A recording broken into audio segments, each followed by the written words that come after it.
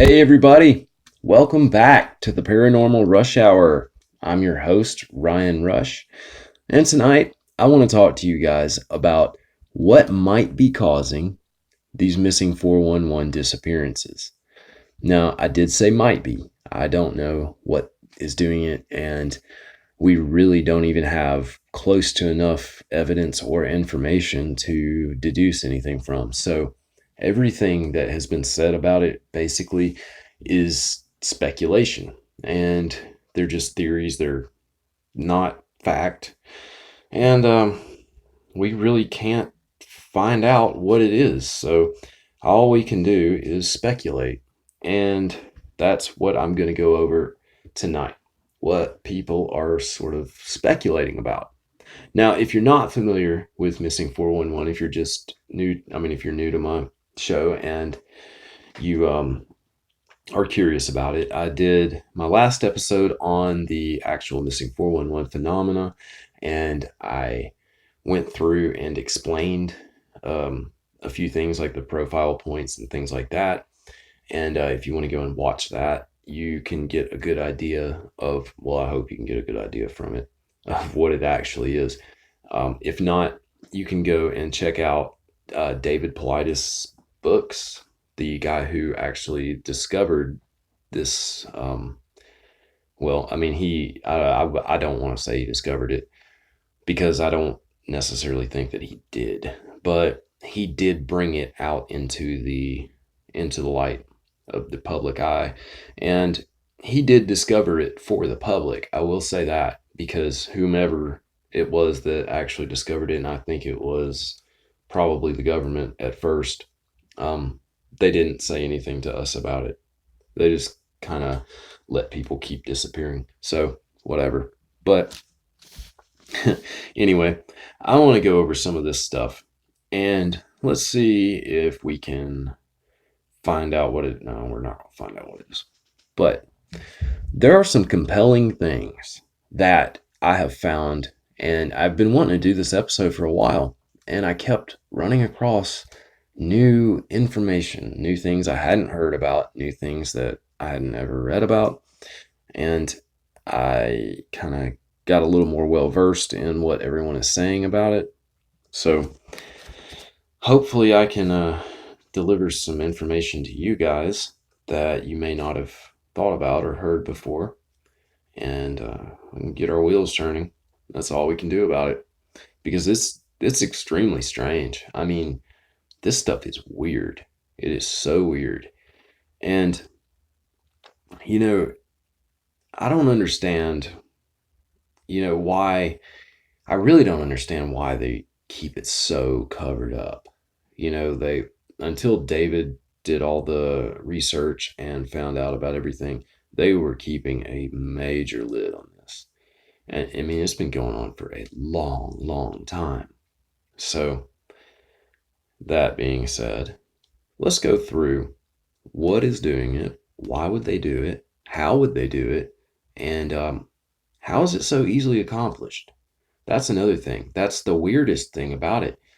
It's easily accomplished. These are, the success rate for whomever's doing this is 100%. They have not made an error, and that's weird. That's very weird. Usually, if it's a human, they would have screwed up by now. Okay. And it would also be the oldest human in history who's doing this, because it's been going on for hundreds of years. I think something like that, a long time.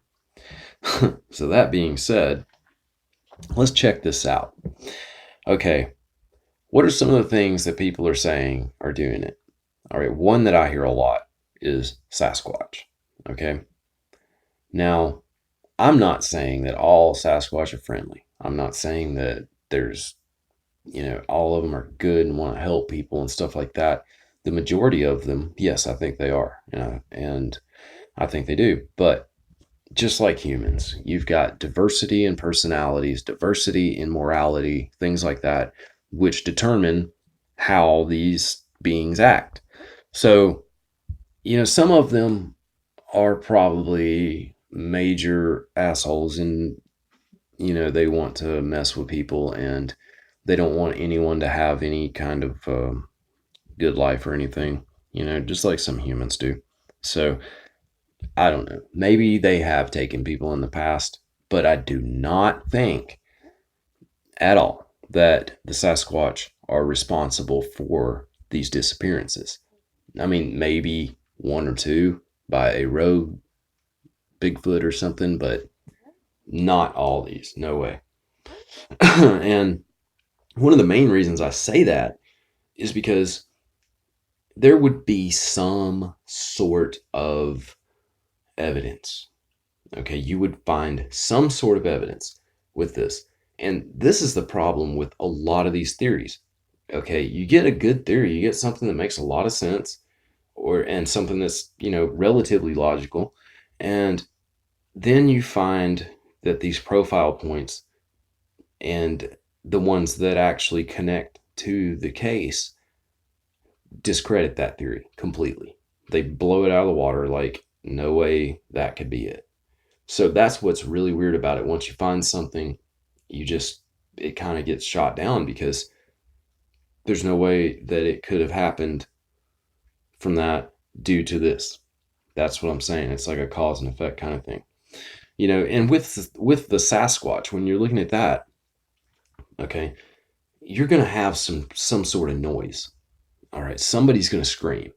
Something's going to be seen. Something's going to be there's going to be some kind of giveaway, okay?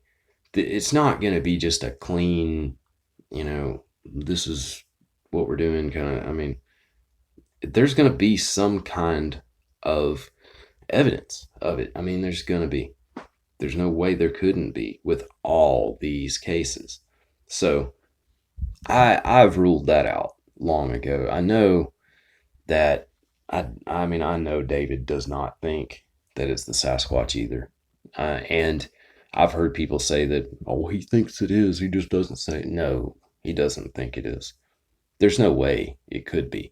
No matter how you look at the subject of Sasquatch, whether you're one of the people who are in the, I freaking hate that term too, the woo, or if you're one of those people that look at it logically, completely logically as a physical being, just like another animal out there. It doesn't matter. Either way, there's going to be something that gives it away eventually. And there has not been. So that I rule that out. Aliens and ETs are another one. Now, this one, if you go by what past abductees and people who have experienced stuff, with UFO phenomena, ET phenomena and stuff, if you go by that, then yeah, that could be what's happening. Do I think that's what's happening? I don't know. Personally, I don't know. And there's really no way to know about that because unless you know ET to know how they operate, I mean, there's no way we could know. So, I mean, that's up in the air. And that's only if you're one of those people who does believe that they come and take people and stuff like that. However, I will say this in reference to that. Usually, when people are abducted, they are brought back unharmed. And whether or not they recall their experience, they're brought back. I mean, there's usually no apparent harm to them, and that's another thing. I just don't think that's what's happening. I really don't. Now, there's another one. Another one I want to rule out from the get-go is human predation. Okay, there is no way that it's a human or a group of humans or whatever doing this because they cannot operate like this. Humans cannot do it. There is not a human or a group of humans up in the woods waiting behind every tree to snag somebody who gets, separated from their group. And sometimes this separation is not that far. You're still within earshot. You're still within, sometimes it would be a visible thing. Sometimes people have literally turned around and turned back to find someone is gone. So if a human were doing that, you would hear something.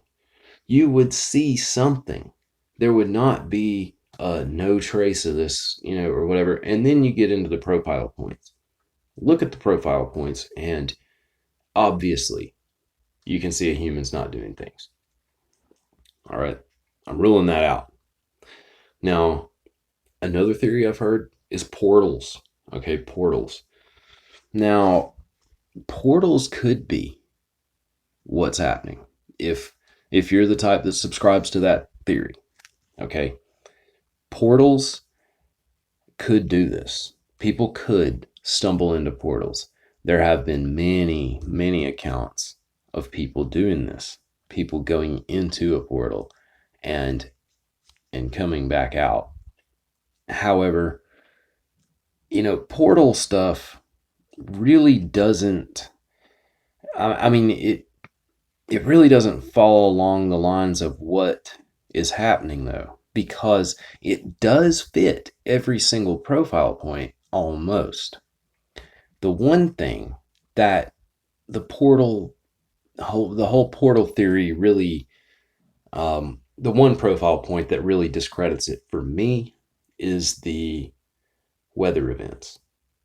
Okay, the weather events are prevalent in these cases.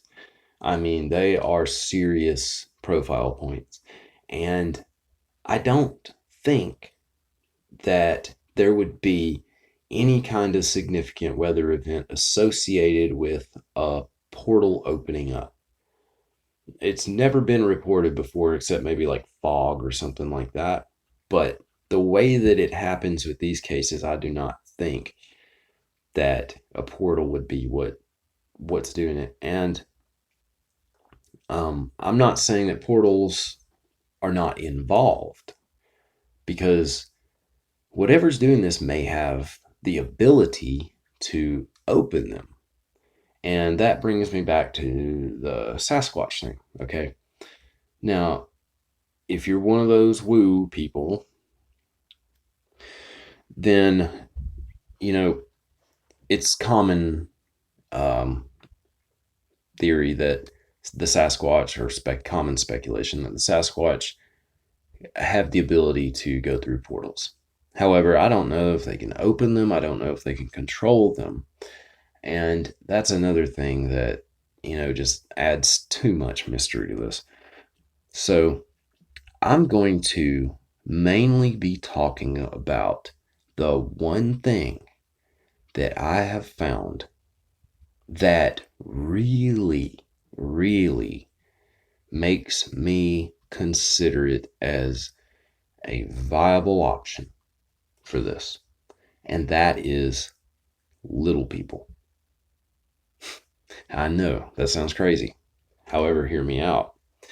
Okay, little people, legends and lore and tales of little people have spanned throughout history. I mean, for centuries. And what's weird about it is every single culture has legends about them.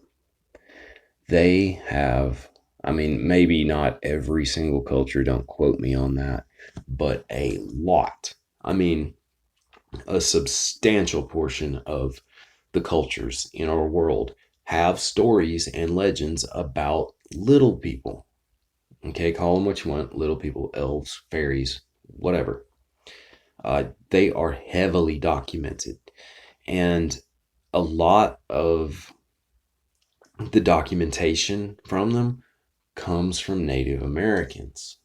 Okay, Native Americans have believed in them and claimed their existence for, I mean, like since the beginning of tribes, I guess. The beginning of their history.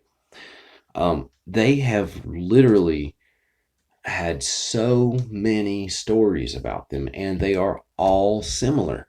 And what's crazier is that they are all similar to other cultures' stories, which have absolutely no correlation with Native American culture. They're completely separate. And I'm talking about, you look at like the Icelandic uh, little people theories and stories and stuff, and then you look at the Native American ones. Okay, the Icelandic culture and Native American culture are not. I mean, they don't coincide like that, but the stories do. Okay, and we're gonna get into this because a lot of this stuff is interesting and it is weird. It is really weird. Okay, so we'll start off with the story I kind of touched on in my last episode about the guy named Alan Lammers.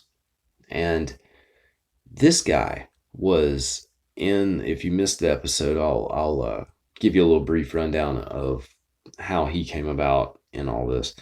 Okay, this guy lived in, or probably still does live in Indonesia. All right. He was there working, setting up. He seems like a really intelligent person. He was there working, setting up uh, like rural radio stations.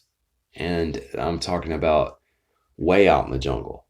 And what they would do is they would go to a tribe, like a village or something, and they would go and find a water source that they could set up a generator to generate power from. Now, they would run the power from that water source, river, creek, or whatever it may be, to the tribe's village. Okay. And they would set up a radio station for them to broadcast from. Now, they did this because the broadcasting seemed to have a big impact on politics and things that were going on that concerned them. Maybe they were going in and bulldozing down part of their village or something. I mean, I'm just saying, as an example. And so they get on these radio stations and make all this stuff known. And it really seems to lend a big hand in stopping this kind of thing. These undesirable acts that are happening for them. So Alan was one of those people who actually went and set up the radio stations. All right. Now, he worked there and he went to the island of Sulawesi. Okay. Now, the thing that got him was he had packed a yellow raincoat. Okay. And one of the people who was taking him there told him, no, no, no, no, no, do not wear yellow. Um, do not wear any color, as a matter of fact, instead of black. Okay, black and maybe a little bit of white. But apart from that, absolutely no bright colors, especially yellow.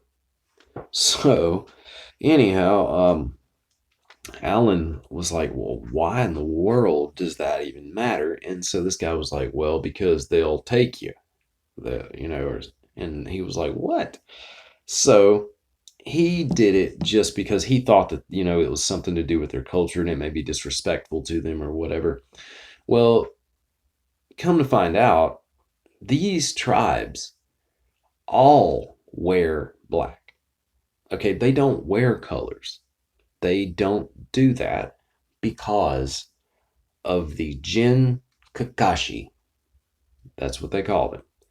Now, Jinn is a word that in Muslim, I know, which is the predominant religion down there, that means demon or gypsy, kind of thing. Well, they use that term along with Kakashi, which means little people. So, Alan found out that when you go down there wearing colors into the jungle, you run a great likelihood of being abducted and taken away and never being brought back. And this is so prevalent in their culture that they do not, I mean, they've shaped their whole culture around this. Their whole norms in their society are based upon this happening. I mean, they're completely resigned to it. They accept it. It's like a part of life. It's something that happens from time to time, and they know this. And so they take preventative measures against it happening. So, what he found out was when he went down there, a friend of his, when they were out in the jungle scouting for the water source, one of the guys that was with them that he worked with wore yellow socks. And this was after they were told not to wear yellow, you know. So he wore yellow socks into the jungle. And anyway, Alan said he noticed it but didn't say anything because he didn't want to draw any attention to him and whatnot. But the guy said he knew he shouldn't have done it, but he got violently ill that night after they had gone into the jungle. And Alan said that they were afraid he was dying. He was going to die. Like they stayed up all night with him, keeping him hydrated and trying to keep him alive, basically. And he said that, I mean, he was like projectile vomiting and stuff. Like he said, 5 feet in length. I mean, it was like Exorcist style. So they were afraid this guy was dying. Well, the next morning, he was fine. Like he made a complete recovery. And they were like, dude, what happened? Well, he said, I did something stupid and I wore yellow socks into the jungle yesterday. He said, and while we were walking back, something bit me. He said something bit him on the leg. And sure enough, he had these little marks on his leg, and they were like 3 marks. And he said they were kind of crescent shaped. And he said they actually looked more like claw marks. Alan, he examined it, and the guy said, well, it really felt like something grabbed me. And that's why I thought it was something biting me, because I guess it was a grasping kind of thing, kind of effect. Well, they ended up telling one of the locals about it or something, and that guy told him, he was like, "Oh, you're so lucky." He said they could have taken you, and he said they usually take you.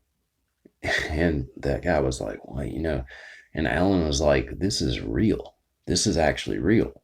I mean, he was tripping out about it because this guy is not some nut that believes all this kind of stuff.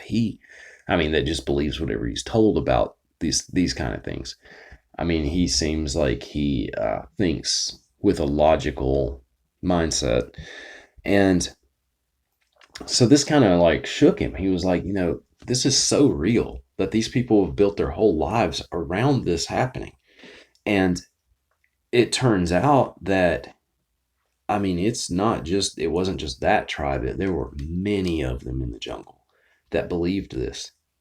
So he, I think he did some research on it and stuff and found out, just how far back they believed this kind of thing was happening and what did it. And they all said it was the little people. Okay, these are little people stories. It's insane how many cultures they span across. And Alan actually went to visit a friend of his. And I heard all this on an interview. I believe it was an interview with Whitley Strieber on his show. And you can look it up on YouTube if you want. Just type in Alan Lammer's interview and it'll be like one of the first things that comes up. So he went to visit a friend of his. And this was about, I think, like a couple days before he did the interview. He was traveling somewhere, and I want to say it was in Thailand, but it may have still been in Indonesia, somewhere else. Anyhow, this friend of his had a cousin who disappeared. And it was like he and a group of friends were going to go hiking through, we're going to go camping in some mountains up there, which is a common pastime, evidently, where they're from. And nobody thought anything of it. And he said that when they got, and Alan was talking to this guy because he actually was found. Um, I want to say it was maybe a couple weeks or a month or so before Alan talked to him. So I mean, it was still pretty recent, and at the time, and so he was taken. Well, I don't want to say this guy was taken. What happened was they were walking through the mountains, and it was like a group of, I think like 4 or 5 people. And he was walking with his friends through the mountains, and he said that all of a sudden they noticed that things looked different. Like they started seeing the landscape change a little bit, and the vegetation was different. Did not look like anything that they typically saw in those mountains. And he said there were these animals there, and the way he described it is they were like animals with, they were pretty large, like horse-sized animals almost, with these massive antlers, and sound like caribou or like really big moose or something like that. Nothing that would be indigenous to the geographical area that they were in. Nothing like that existed in this place prior to him seeing this. And so they were kind of freaked out. And they were seeing these big reindeer things, and everything looked different. And this guy said that he kept seeing these little people running around, like almost like watching them. He said, and they would move extremely fast. And it sounded like the way he was describing it was like how you'd see like the Flash move, excuse me, in these movies and stuff like that. And he saw all that, and the the thing was, they were kind of like stuck in this area. Well, the people he was with, some of them started getting really sick, and I think he was saying that these little people kept coming to them and trying to tell him how to save them and stuff like that, but a few of them perished, I believe, and I think they all ended up dying except for him. And he was found actually in the mountains like a month later. I mean, they searched for him, and he was found like a month later in the mountains. And he claimed that these little people had been around the whole time. They had brought him food, brought him stuff to drink, or, and kept him alive. Almost like they wanted him to go back and tell the tale or something. I mean, it was weird. So Alan asked this guy to draw a picture of them. And he said, this guy was no artist, but from what he drew, it was like they had a normal kind of head with these little bitty black beady little eyes and almost no nose on their face at all, and a massive mouth that like took up the majority of their face. And he said like when they'd smile and stuff, they just looked creepy. And it was really disturbing, he said, seeing this. And this guy was just like, I mean, he had some major PTSD about this because he did not talk for like a long time after they found him. I mean, he was completely mute, he said. And it was from like just this whole crazy traumatic experience he had been through. Well, Alan was trying to find out more about this, and trying to get the guy to talk as much as he could about it. I mean, and he said, that the stuff they bring him like berries and things like that to keep him alive. I mean, even though when they found him, he was grossly emaciated, but, he was alive. And it was just weird. I mean, they wanted him to stay alive for some reason. Well, this story really kind of set it off for me because, you know, the disappearance thing is what's crazy about it. Now, the reason I say that is because the disappearances occur in all these legends. They take people. Every single culture that has legends about them take people. they take them. And oftentimes they're never ever seen again. So it's weird. When you get into the Native American aspect of this, all right, tribes from all over North America and Canada have these legends.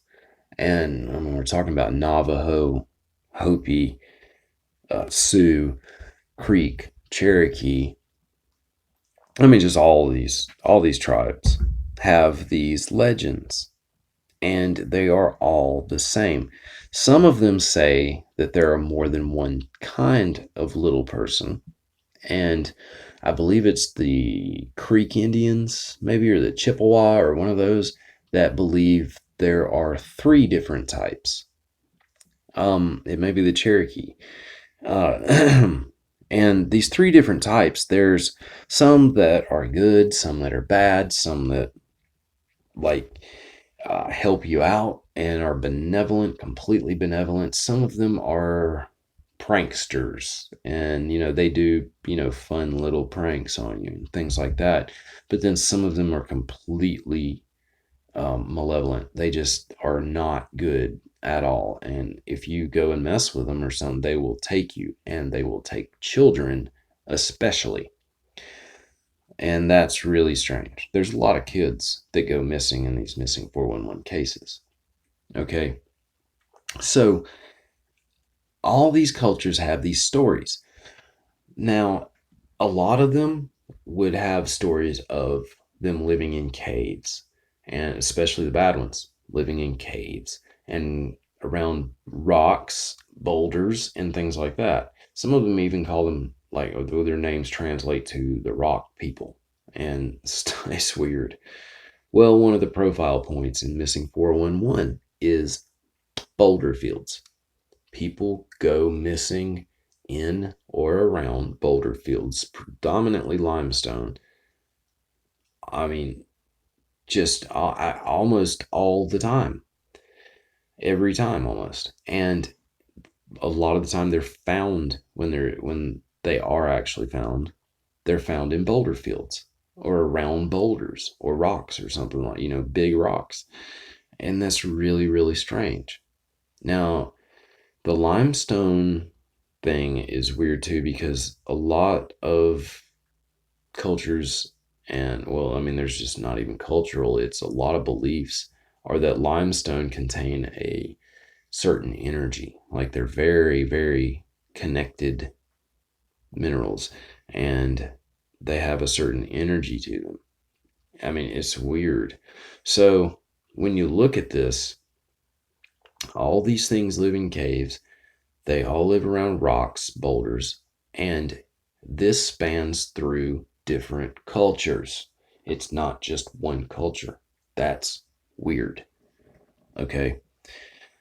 The Indians have so many stories of these little people, and some of them are stories of them helping them. Some of them are stories of them actually going and fighting with them, like going to war with them. And a lot of these little people legends say that they live in caves. And some of these tribes actually found it customary to go and give offerings to the little people. They would leave them at the entrance to these caves they lived in. And I guess as an offering to keep them happy enough not to go and take people, I guess. Because that's what the whole thing resided around, was them taking people. And it's strange too that if there is any merit to all that, then the biggest cluster that we have in Missing 411 is Yosemite. Yosemite National Park. It's the biggest cluster of missing people. And Yosemite happens to be nothing but boulders, pretty much. I mean, for real. Yeah, you can look at any rock climber or whatever, they go to Yosemite to climb. You got Half Dome, El Capitan, places like that, that are major climbing destinations. And it's so weird because most people go missing in those places. So, the Native American legends, um, some of them say they live underground too. That's another thing. Well, a lot of cave systems run underground. So I'm thinking that the ones that they report, which dwell subterraneously, may dwell in just a larger cave system that runs underground.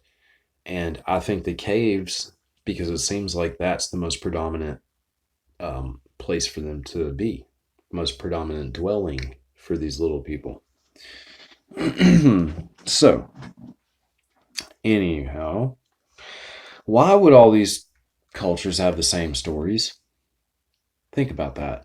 If there's not some kind of truth to this, why would they all say it?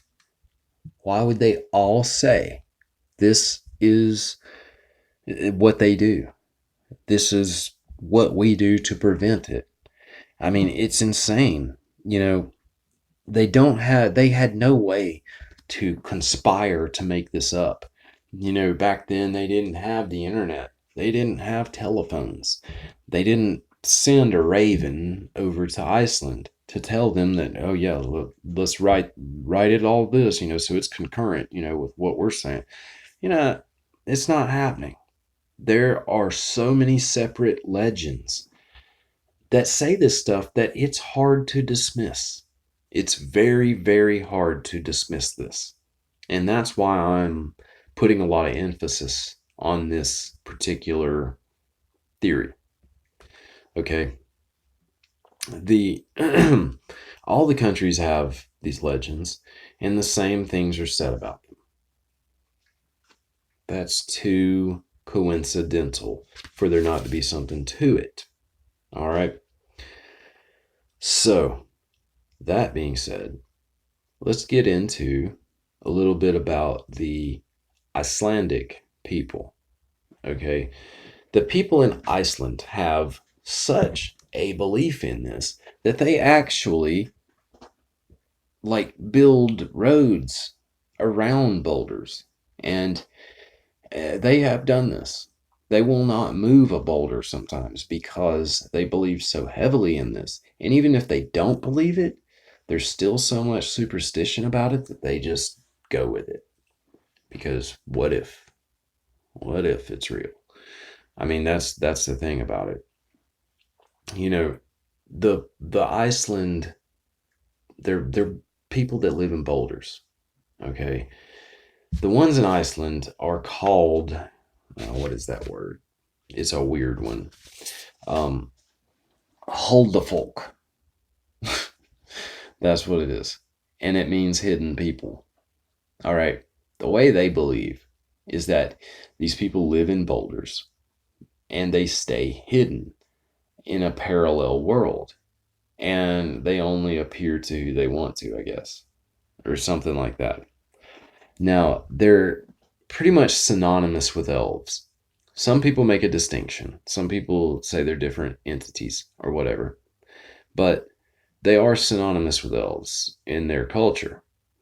And they say that the hidden people are actually larger than elves, like they're human sized, and they wear all gray clothes with black hair, and they stay invisible pretty much.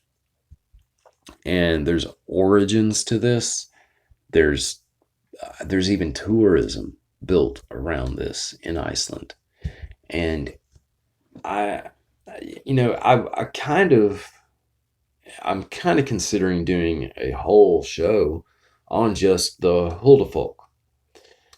So if you guys think, that would be a good topic, let me know in the comments and I'll put that together for you, because there is so much information on this in Icelandic culture that I could do a whole hour just talking about the ones in Iceland.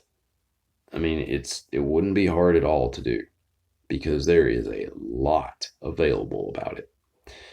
So, they say they dwell in boulders, like within the rocks. And if you mess with them, they'll come out and do bad things. And they will also take people. Okay. So, why are they taking people? Who knows? They've done it for centuries, but who knows why they do it? And there's so much lore about it. It really blows my mind. You know, one thing that I'll say about the Native Americans and the Icelandic people, okay, they believe so heavily in this that they have changed certain aspects of their lifestyle to, you know, um, I guess appease them. I don't know. But what if we changed a lot of our lifestyle to go along with whatever they've done? Okay, let's look at this first. Did this make any difference?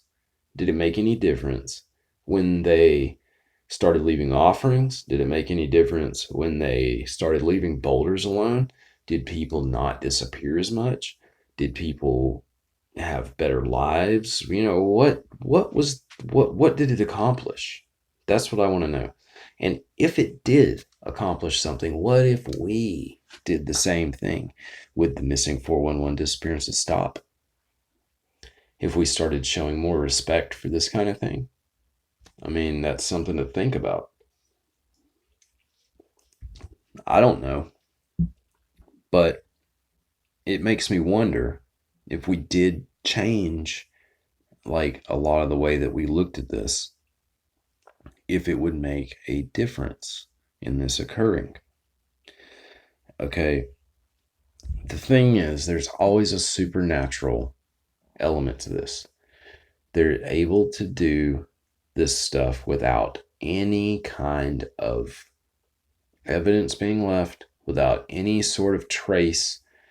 They have, it's just so weird because it's almost like they kind of want people to find out.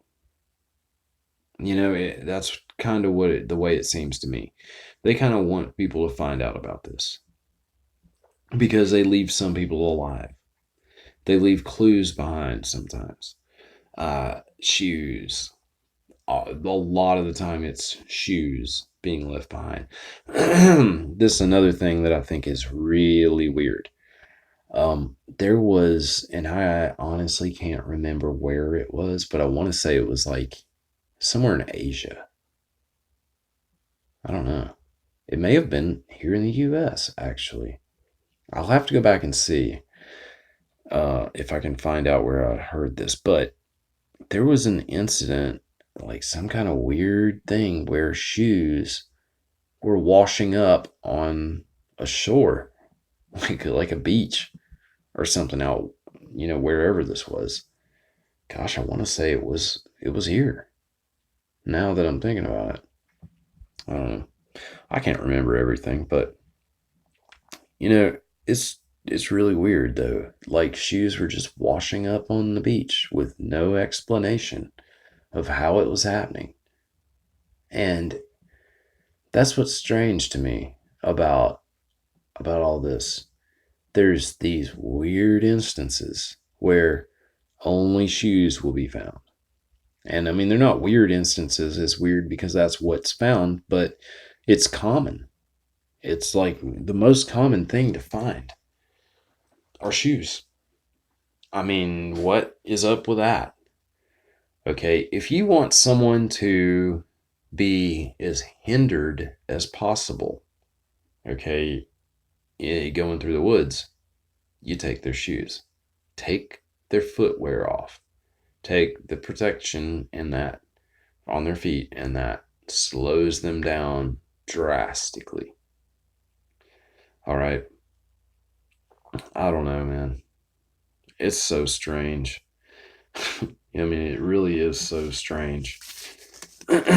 But um, a lot of the people in Iceland believe that these spirits, boulder spirits, are actual like elves, and the elves range from being the size of humans to being like 8 centimeters tall, starting at 8 centimeters tall. So I mean, some of them are tiny little things.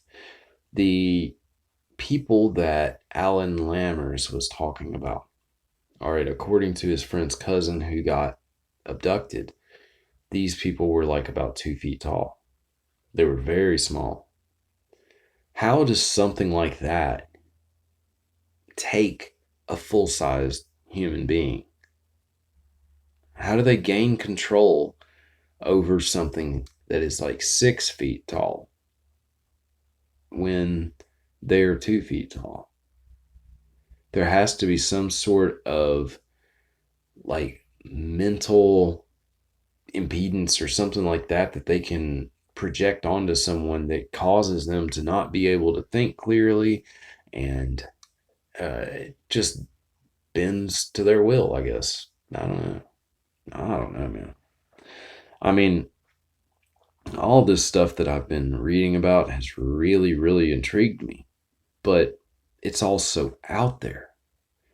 I mean, it really is out there. A lot of people who haven't seen the type of things I have wouldn't believe that anything like that exists. But, if you look at how this transitions through cultures or transcends through cultures, I mean, it's so strange. The Back to the Native Americans, okay? The Crow Indians see them as allies. I mean, they see them as protectors. They're friends, I guess, and other tribes would have negative views on them. And I guess that's due to like them assisting them with fighting them or something like that, maybe fighting against the other tribes. Like the Sioux, I know the Sioux have negative um, outlooks on them, on the little people. They don't see them as good beings, but the Crow do, which is interesting because the Sioux and the Crow were enemies, I guess, at one time. So that's really weird too. I mean, if it isn't true to an extent, then why is it all like this? I mean, documented. Why is it all documented like this? It's really, really, really strange. All right. Now, I mean, the Native Americans would warn their boys, their male children especially, to be careful and not go into certain places in the mountains, stay away from these caves and stuff like that because you will be taken. There was one legend where a kid went up into one of these caves. I mean, went up into one of these places and was taken. And his father went up to the cave that he was taken at and I guess gave the little people some kind of offering or something, and they allowed his son to be returned to him. I mean, this is one of their stories, and this is a story that is so similar to so many other ones. So why do we not believe that? Why do we not believe in this? Because we haven't seen them. That's why. I mean, I promise you, if we had seen little people running around, then we find out that, oh well, they're supposed to have taken people. Well, then we'd believe it. Then we would believe it. Just like nobody's ever seen a tiger kill somebody. Like nobody that I know. I'll put it that way. I know somebody else, but nobody I know has ever seen a tiger kill someone ever. But we presume that they will do it because it's happened in history. Okay, it's documented that they've done it.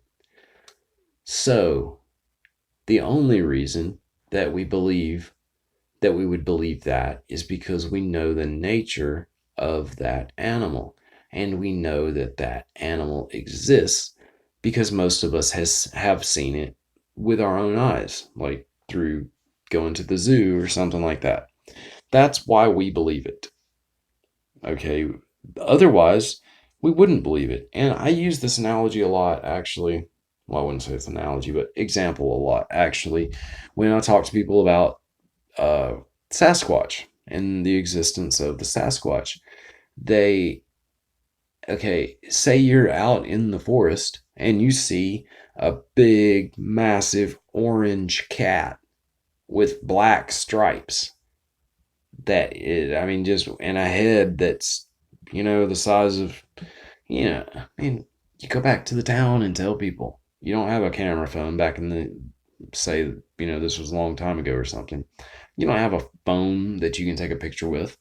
You go back with your story and you tell these people, look, man, I saw this. It's out there. It kills people. It's ferocious and blah, blah, blah. People are like, what the crap are you talking about, man? An orange cat with black stripes that goes around killing people? Man, you're insane. Why is that so far fetched from something that is more similar to us in color and appearance being out there, walking around on 2 feet like we do, thinking, eating, breathing, everything like we do? Why is that so much more far fetched than the existence of a tiger? Why? Because we've seen it. Because we've seen the tiger. Not everyone can go to a zoo and see a Sasquatch. That's the thing. That's what does it. Okay? This is the same type of situation as that. Had we been seeing little people all our lives depicted, as heavily as tigers are, even through pictures, even, things like that, not actually having seen one with our own eyes. I've never seen one in its natural habitat ever. But I've been to plenty of zoos and I have seen plenty of living tigers. So I know they're there. I know they exist. But a lot of people, just say, you see a tiger on TV, but you've never been to a zoo. Okay, you still believe it exists because it's documented to have existed or to exist currently. Well, these little people are all documented to exist. And I'm talking about historically, currently, everything. They're documented to have existed and to still currently exist. And that is what's weird about this. Okay, it's hard to believe because they're little people, They're um they're not normal things to see. Let me tell you guys about this mummy that was found. Okay, I found this article about this mummy, which was in the San Pedro Mountains, I think is where it's found, something like that. And it was it was discovered back in the 1930s, and the mummy was very small, discovered in a cave. And it's speculated that there was a tiny race of humans that lived in the caves within the mountains. Okay, now this is going back to caves, humans, little humans, mountains. Okay, it's still going along those lines. So they found this mummy. It had a flattened skull, and also the skin was really tan. Okay, it sat. I think that they said it was like 7 inches tall, something like that. Okay, it stood a little over a foot if it was on his feet. All right. So could that be the? I mean, could that be one of them that they had found? And there's pictures of this, but The article itself, I mean, the item itself has uh, been lost for a long time. They lost track of it, I guess, and don't know where it is. It would be really cool if it's still in existence. So if one of you guys have it, send me a picture of it in an email. I won't tell anybody who you are or anything. I just want to see this. All right. So just let me know if one of you guys has it, because I want to see this. Anyway, they said that a lot of the naysayers or whatever, or skeptics said, well, it was a fetus, it was this, it was that. Nah. There were um, things on it that were completely developed as an adult would be developed. I want to say like teeth, things like that. I cannot remember exactly, but the photographs, um, there were photographs of it. And it did have like a full set of like adult teeth and stuff like that, whatever. Well, fairies are another thing, okay? There is fairy lore that goes all throughout history in all different cultures, okay? Now, the fairies are often synonymous with little people. And I know that they are heavily documented in places up in Canada, like Nova Scotia and places like that. And the Asconi people have tons and tons of legends about, fairies existing.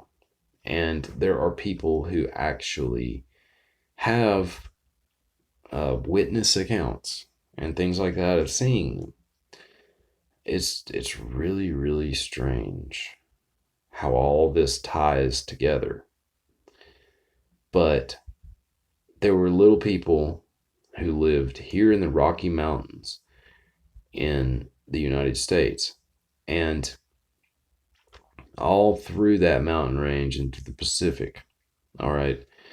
They've said that fairies were predominant through the forests of through Middle America. Well, I don't think that the little people and these fairies are the same thing. I really don't. I think the fairies are benevolent beings, okay? And I think these little people are a totally different subset of little people, actual little people, you know? So anyway,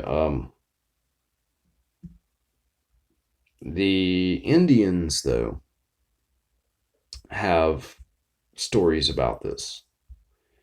There's the Dogwood people that I think it was the uh, Cherokee that they called them the Dogwood people, and I can't remember why they called them that. But the Rock people were the malicious ones, and they had another set called the Laurels. There was the Laurels, the Dogwood people, and the Rock people. The Rock people, that was the one, the Cherokees. They were the one that had the three different kinds. Um, the Rock people were the malicious ones. And the Rock people seem more like little people, like the little people we're talking about. The Dogwood people and the Laurels seem more like the fairy people that you can read about in all these, legends and stuff like that too. Um, the the Rock people were the ones that took people. They were always the ones that took people. The ones who, I mean, in all these cultures and all these stories, the Dogwood people were the ones that take them. They don't have stories of fairies taking people. In fact, most of the stories about fairies are of them helping people. So it makes me wonder, well, I mean, what if they're like kind of natural enemies? What if they're so different that they are against one another? I don't know. I mean, this is all craziness right here. But I realize that some people were expecting a little different content on missing 411 stuff, But given all the history and everything that I've read about and everything that was provided in these articles I've read and through my conversations with people and stuff like that, this is a viable option to me. I mean, it sounds crazy, but I've seen crazy things that I know a lot of people don't think are real. And I mean, Sasquatch being one of them. So I don't dismiss any of this because I know I've seen things that a lot of people do dismiss, and they actually exist. So I can't dismiss anything, honestly. My mind stays open, and everyone else's should too, because that's the only way that you ever actually find answers to things. But there is so much mystery about this missing 411, and I really, really think that this is something that needs to be considered with it. Uh, just solely for the reason that there are so many stories of people being taken. That's the weirdest thing about it. And when you look at like where they're taken from, how how they end up in the weirdest places, places that were previously searched and stuff, like they were just placed there for someone to find. It's just weird, man. You can't deny that there is some sort of paranormal thing going on with this. So when you have something that is this paranormal in nature, you've got to think outside the box for the causes of it, because otherwise there's no way that you're ever going to determine what it is. And I'm afraid that one day we're actually going to find out what it is, and everybody's going to be like, what the is that? That is what it is. That's what's done this. And it just blow people's minds, because there's no denying that the disappearances happen. And then if you can find out what it is and that thing happens to be really freaking weird, you're going to have a lot of people whose paradigm was demolished. They will not know what to do with themselves. Is that the reason this is being covered up so heavily? Do they already know that this is what does it? And is that why they don't come out and say it? Because people who think themselves to be logical thinking people, rational people, are going to flip their shit when they hear this? Yeah, that's the reason. If this is the case, that's the reason. I mean, that's just weird. I don't know. But anyway, I think I've talked about this long enough. But if you guys would like me to do more on the little people, let me know in the comments, and I will be glad to put together another episode about this, and we can explore it a little further. I'm really considering doing one on the um, Icelandic ones, so if you think that would be interesting on the Huldafolk, let me know, and I will be glad to do the episode on that, do the show on that. So with that being said, I'm gonna let you guys go about your business, and I really hope that you enjoyed the show. And let me know what you think about all this in the comments. And I will be back with you guys ASAP. In the meantime, send me some stories to paranormalrushhour@gmail.com. Subscribe to the channel if you haven't. Hit the like or dislike button. I don't think too many people hit the dislike. I don't even know if I've seen a dislike, but if you don't like it, that's cool too. Tell me why you don't like it. Tell me how I can improve. Whatever. I might do it, might not. Anyway, thank you everybody for watching, and I hope everyone has a great week.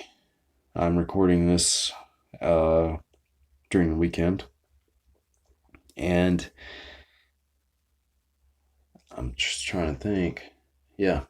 Let me know, guys, if you want anything else covered about the little people. And I'll be back with you soon. Thanks for watching.